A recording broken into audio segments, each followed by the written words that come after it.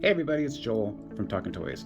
Today we are going to be discussing Neca's Gargoyles Ultimate Action Figure for Demona. So let's go ahead and sit back, relax, grab your favorite drink, and let's do what we do best. Talk about toys.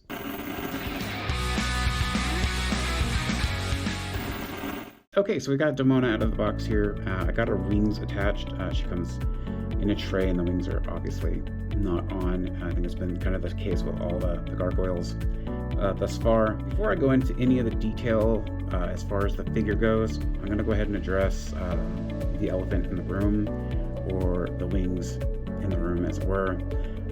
The reason I'm holding this figure and the reason why it was not shown in the beginning is because with these wings, she's so freaking top heavy. I mean, she just falls back. I tried to use a couple of my stands to see if I could get her to stand up, but it's not working. Wings don't like to move very well. The wings do post into the body here. We'll go ahead and pop this one off. All right, now that we have one of the wings off here, let's go ahead and take a look. So you do have a post for it, and you do have the hinge. I'm going to set her down because I know she's going to fall over anyways. But when you look at the detail on the wings here, really nice. Like, you get to see, I don't know if that's scale work or stone work, but I remember in the show you used to talk about how their wings were more leathery and not built for flying but built for gliding. I think they captured that really well on here. So even on the back side you still have the same level of detail for whether it's like a scaling or whether it's just kind of the rock or cracked leather. They did nail that. I think it goes without saying that this post and hinge are kind of a pain in the ass. I can't really get this post to move back and forth. When I do, it feels like it's about to break. In fact, I only got it to move a little bit and it snapped, and I was like, well, fuck it, I'm not going to do that again. This figure is really hampered by a lot of little flaws, and no matter how much I like the detail or some of the articulation, I'm having a hard time being as receptive to this figure as I want to be. So with that said, let's go ahead and just take a look at the rest of the figure here, and we'll go ahead and cover everything. I'm going to remove the other wing here, and we're going to set those aside up here. Now, without the wings, you can actually get this figure to stand, amazingly so. With the wings, nothing. Without the wings, perfect. Which makes me wonder if they couldn't just do her in the flesh-colored version like they did in the show when daylight hits and she's just flesh-colored. I think that would be kind of neat. And we don't have to worry about the damn wings. So we look at her face, starting from the top here. Good sculpt, decent detail. So you can see there's the variance between subtle shades of blue to give some shadow and some depth to the face. We have red lipstick, and then the eyes are darkened in as well. We have the gold paint for her little head bandana, red soft plastic for her hair. On either side she has earrings, and the neat thing is that they are actually earrings. Like, they'll move, and that probably could come out of the ear if you're not careful. So overall, I like that little touch of detail. That I mean, right there, that makes me want to love this figure. And as we go down and look at the rest of the body of the figure, you know, we have the detail in the cloth for her shirt. We have the collarbone as well, molded in. Parts of the neck looks really well. The head does turn a full 360. You can do that. The back of the hair, let's see if I can get a look at it. The back of the hair is really movable as a soft plastic, and you kind of need that, especially when the wings are attached, because the wings limit the head movement. You can get a little down and up, but you can't get all the way back up, or like you can't look straight up from this with this head sculpt and the hair. You can get the shoulders to go up about this far on either side. On this arm, the bracelet is molded on, and of course painted gold. You do have a bicep twist, and you can spin the arms in a full 360.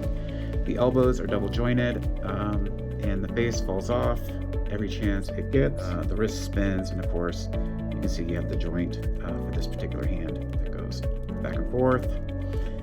Same things on the other side here. As we come down, you do have a twist just below the bust and at the upper torso. You do have a little bit of a twist on the hip, or I'm sorry, on the waist. So that's nice, but you can hear the squeaking of the plastic there. The cloth, the loincloth, is a soft plastic as well, and it's a little bit soft plastic for the belt, but you have that nice leather and gold buckle. You have the cloth texture, and you do have some depth painted in with a darker shade to kind of give the clothes a more realistic feel to it. Now, with her hips, you can bring her legs up about yay far, and you can bring them back about yay far. They can come out and get that far on a split. You do not have a real thigh swivel, but you kind of have a little bit of rock right there. But you do have the double jointed knee. You do have an ankle tilt, but it is limited by the plastic here, so you can't go all the way back. But every time I do this, and I don't know if I can pull it up on camera, but every time I try to push back, you can see the peg pushing against the plastic on the ankle there. And I feel like if you're not careful, eventually you're going to end up tearing the plastic there, and that's going to really suck.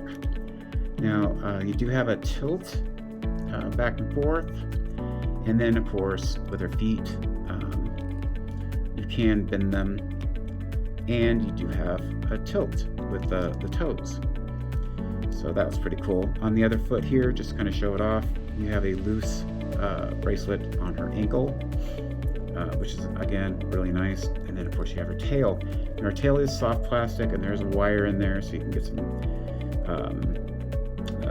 posing. Now this figure did not have the tail attached when I pulled her out of the box, so when you come back out here, you do see there's a place back here where you can stick the post in, and then of course you can move the tail left and right, and then bend it with the wire. And that kind of covers the articulation of the figure here. I don't know if I can get her to stand while we do look at some of the accessories. Yeah, there we go.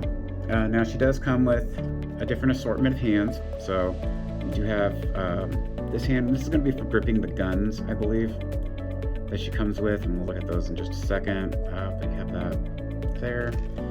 We do have a fist for the same side, for all her Goliath punching needs. Of course, we have the other hand for her left-hand side, or right-hand side, I'm sorry. Looking at it backwards.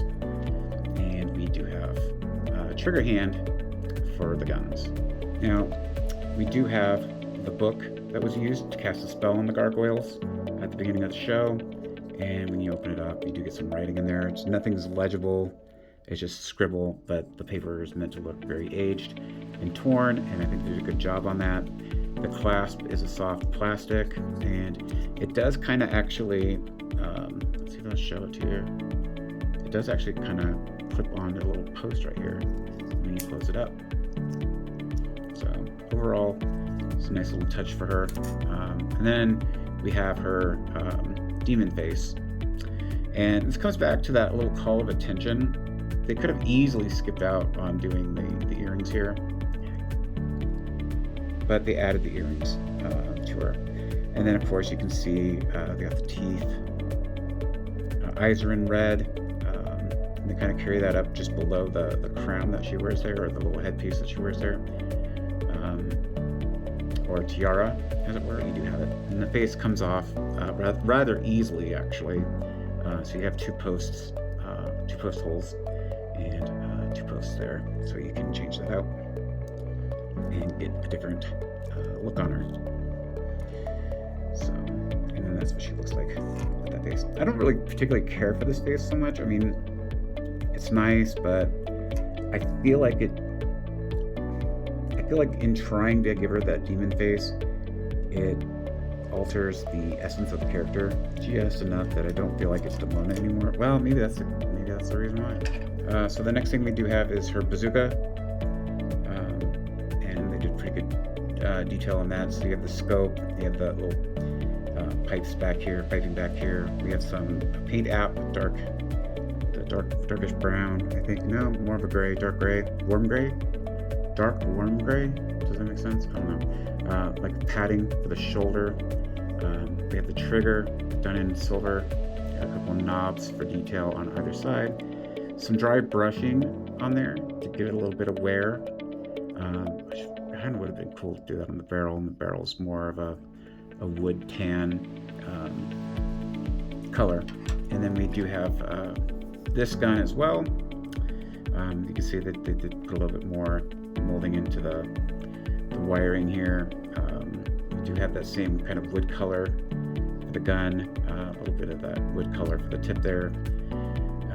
Varying gunmetal gray, but not like the same weathering or anything on it. I was trying to see if there was anything close to it. That might be it, but and then if that is it right there, it's just really poor paint out because it doesn't really pop or show up.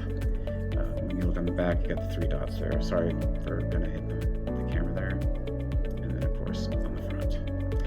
So we can switch out the hands for her.